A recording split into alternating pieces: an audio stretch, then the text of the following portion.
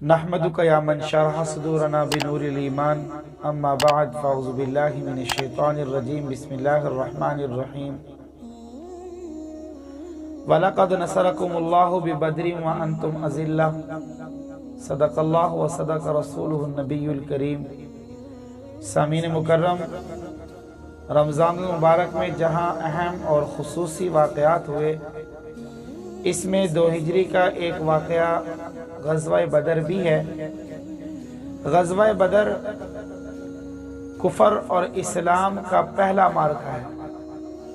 ग़ज़वा बदर इस्लाम की पहली जंग है और ग़ज़वा बदर से हमें बहुत से पैगाम और बहुत से सबक मिलते हैं।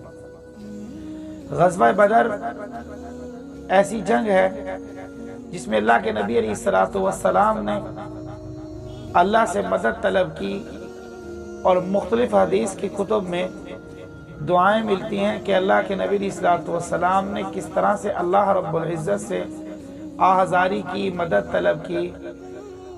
बल्कि एक रिवायत में यहाँ तक आता है, नबी करीम सल्लल्लाहु अलैहि वसल्लम यानी मोहम्मद मुस्तफ़ा अहमद मुज्तबा शम्सुज़्ज़ुहा बदरुद्दुजा हबीब किब्रिया मकीन गुंबद खज़रा सल्लल्लाहु अलैहि वसल्लम ने इरशाद फरमाया कि अल्लाह, ये मुट्ठी भर मुसलमान लेकर आया हूँ और ये तेरे दीन के लिए लड़ने के लिए आए हैं। अल्लाह, अगर ये न रहे तो फिर तेरे दीन का नाम लेने वाला कोई नहीं होगा।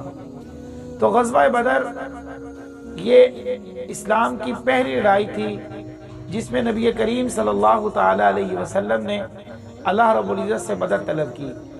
और कुरान करीम में आता है, अल्लाह रब्बुल इज़्ज़त ने पहले 3000 फरिश्तों को भेजा नबी अलैहिस्सलातु वस्सलाम की और मुसलमानों की मदद करने के लिए।